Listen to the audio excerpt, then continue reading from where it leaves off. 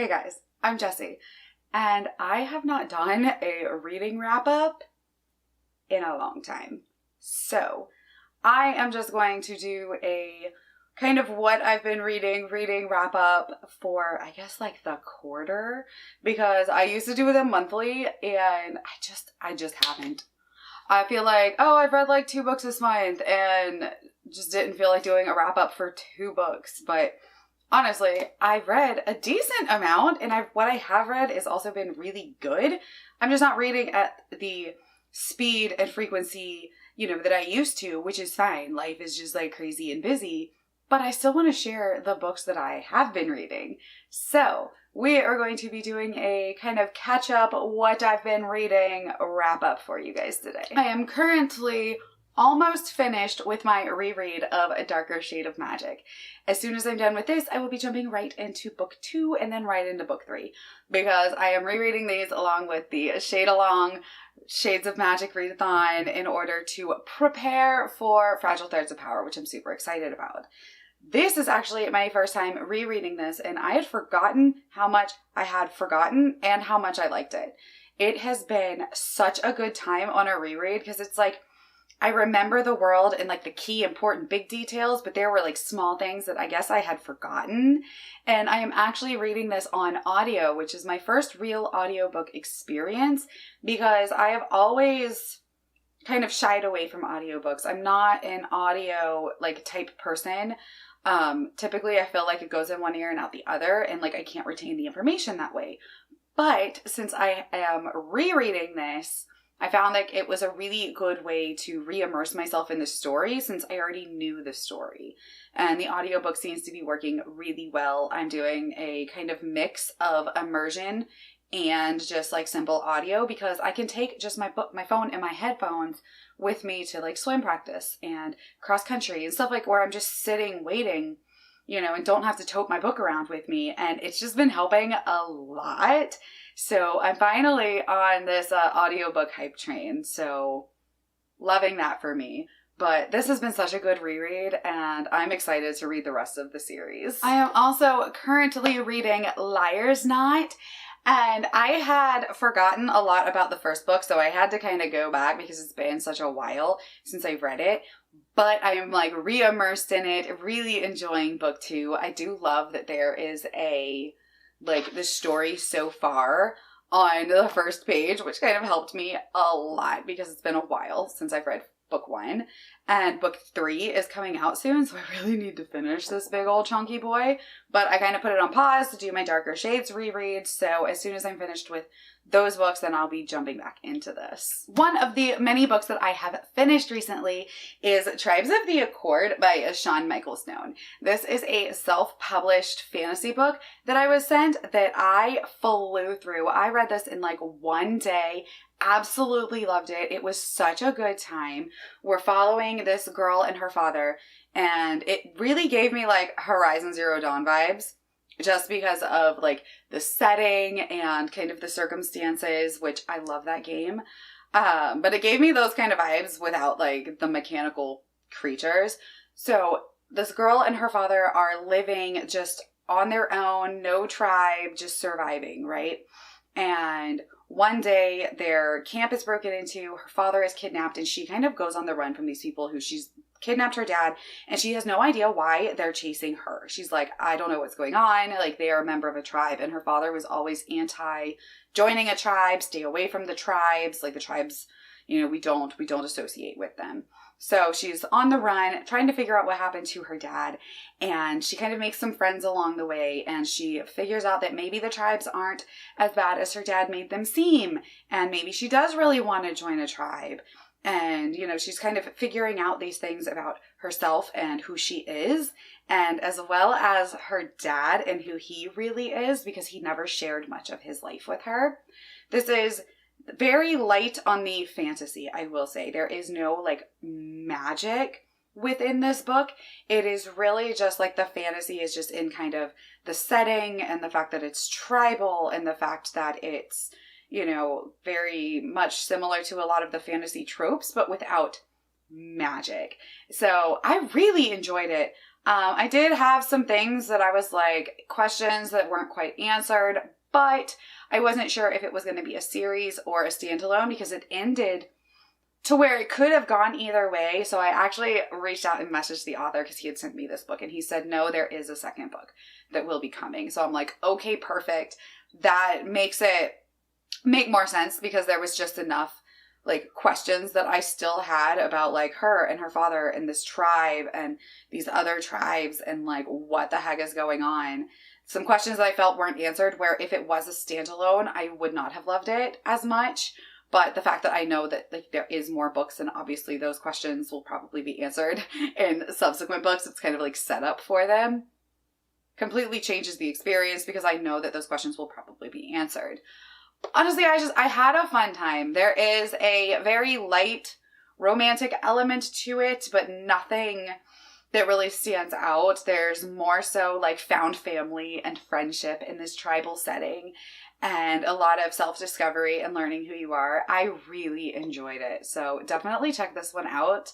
It's a fun, self-published, quick read that I really think more people will enjoy. Then I finally read Sleight of Shadows, which is the second book in the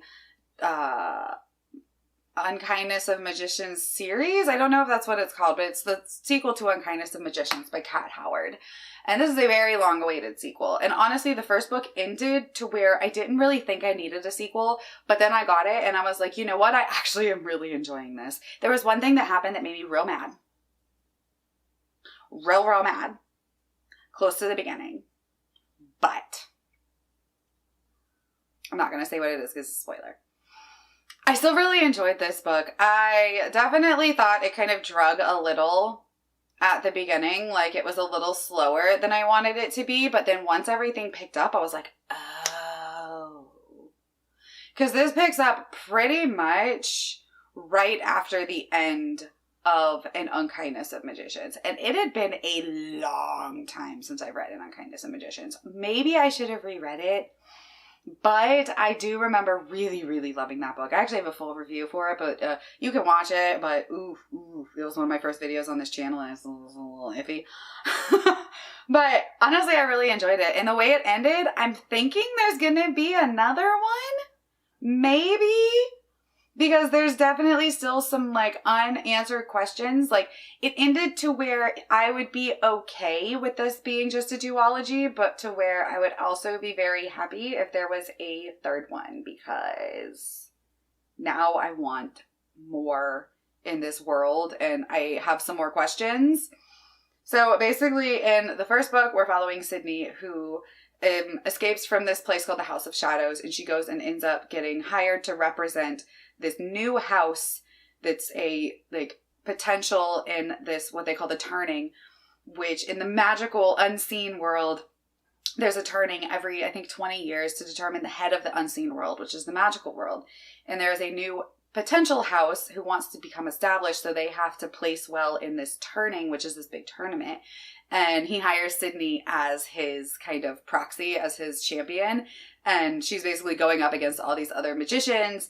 And it starts off kind of innocuous battles and knocking people out. And then it moves more and more into like mortal danger, death. And we also find out that there's this like really seedy underbelly of the magical world. And then there's some murder mystery. And then this book takes place after the end of it, where the unseen world is kind of flipped on its head and everything changes. And it's kind of facing the ramifications of what happens when an entire society that has relied on something for so long, even though that something is bad and it hurts other people, they've relied on it so long that now they don't know what to do without it. Now they're missing it. Now they're like, we need this back, even though it's an absolutely terrible thing that it happened and shouldn't be happening.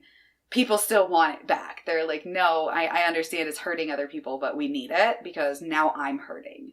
So I really like how this book dove into kind of the after effects and the ramifications of like breaking down a corrupt system.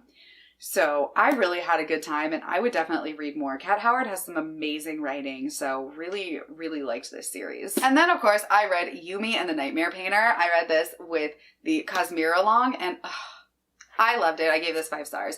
This may be my favorite secret project so far. I really loved Trust too, though. But this was such a good time. If you haven't read it yet and you're a Sanderson fan, like, where have you been?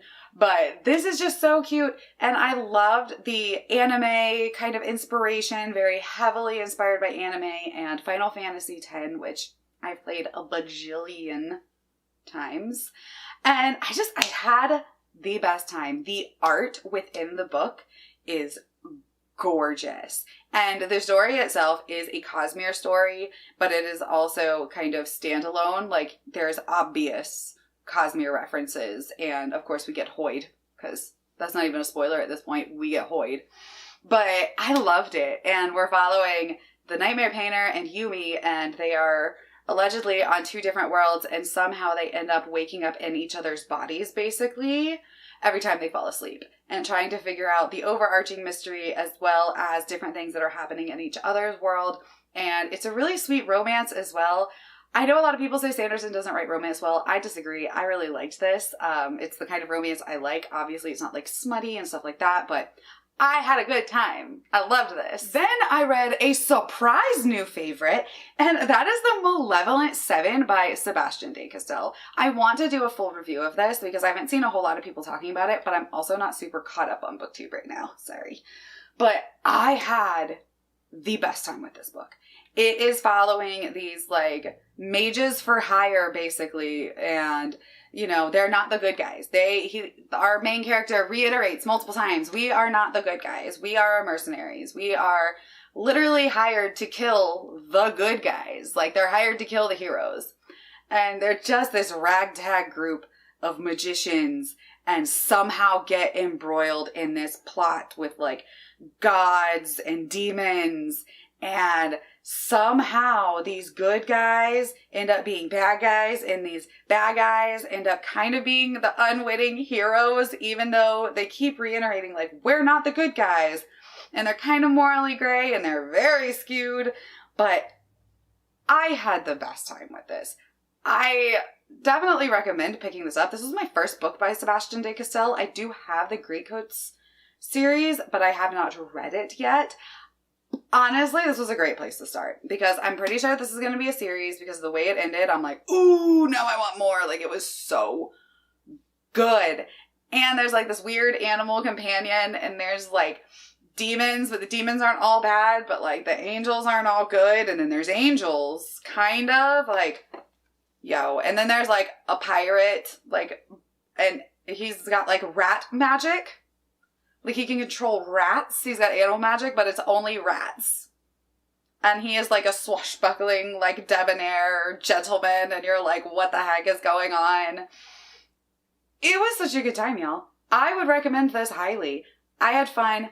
Pick this one up. I also read Daughter of Flood and Fury, and this is by Levi Jacobs. This is the first book in a series. I read this, I believe, on... I don't know if it's on Kindle Unlimited, but I picked it up on, like, a free book deal, so I think it might be on Kindle Unlimited. It is a self-published book, and this was really fun. I read this one really quick as well. I thought the pacing was a little off, but that's just a me thing. Maybe. You might think the same, I don't know. But, so basically we're following this girl who has men's magic, and her father was at once, like, the head of, like, the priesthood, and basically it's all men in this, like, monastery, like, priesthood that kind of governs the world that they're living in, but she has the same water magic as them, and basically they can, like, see through the water and communicate with each other. It's not like water bending, but they can use water to, like, communicate and to, like, see people's actions and see their thoughts, which is really cool. And so basically her father is killed, but they say that he was not. They said that he killed himself. But she is raised in the monastery basically as a monk, training with all the boys, and they do not like that. And it kind of comes down to, like, this new head of the monastery basically trying to frame her and kick her out and kill her. And so she escapes and she runs off into the city, and she meets this thief. And it kind of goes from there. Like, she's very determined to figure out what is going on, like, with the corruption within her monastery. And then there are witches who have blood magic that can, like, control blood and bodies, which is really cool. And yeah, it's a very cool, fast-paced story. My only real complaint about it was the pacing. So sometimes it feels like, okay, this happened over like a 2-week period. And it feels like it should have been a multi-month period, because there is a really sweet romance that I like within it. It's not a big, heavy part of the plot, but it is there. It is a sapphic romance, which I like seeing. But it's like it happens so fast when you find out that this has been weeks, not months. And I just feel like it should have been stretched out a little bit longer. But I'm still really interested to read the rest of the series. I also read Song of Silver Flame Like Night and loved it. So this is by Emily Winslow, and I got this in, I think, my Illumicrate box. Y'all, I don't know what it is. Something about Asian-inspired fantasies just hit me hard. Like, I love them. I don't think I've really read one that I haven't loved, and this one I absolutely loved. For one, the book itself was gorgeous. The writing was gorgeous. The romance in it was great. The overarching magic and plot was fantastic. We're following our main character, who is an orphan, and she works at I think they call it a tea house or a song house, where basically she's a performer. And they're a colonized place, and she kind of is trying to figure out who she is and why she has this like weird symbol on her arm that no one else can see. And at some point, all shit breaks loose, and she's rescued by this guy who's within her songhouse at the time, and it kind of unleashes her own abilities that she didn't know she had.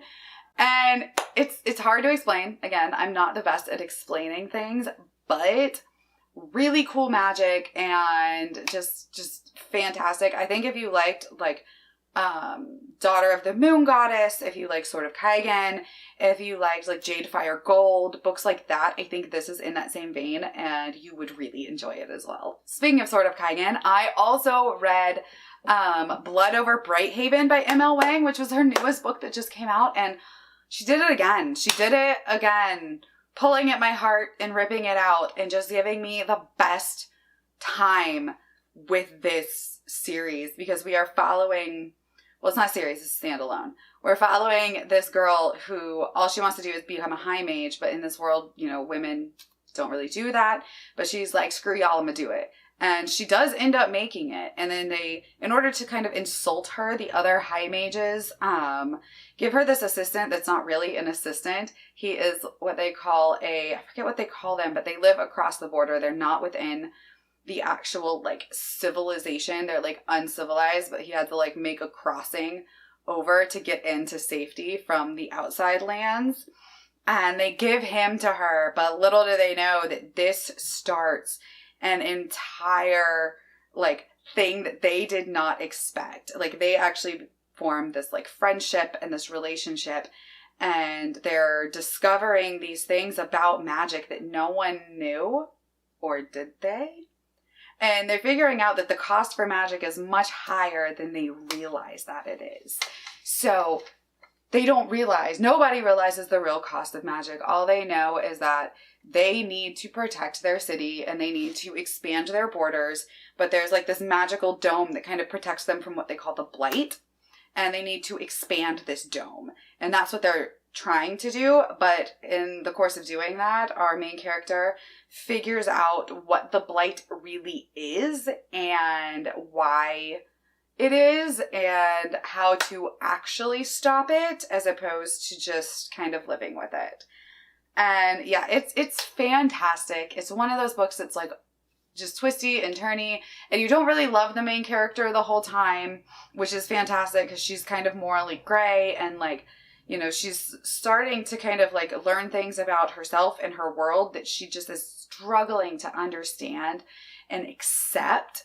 And I really, really loved this book. So if you like Sword of Kaigen, I highly recommend picking this one up because M.L. Wang did it again. She did a fantastic job with this book. And that is pretty much all of the books that I read kind of recently that I haven't really mentioned on the channel yet and wanted to talk about.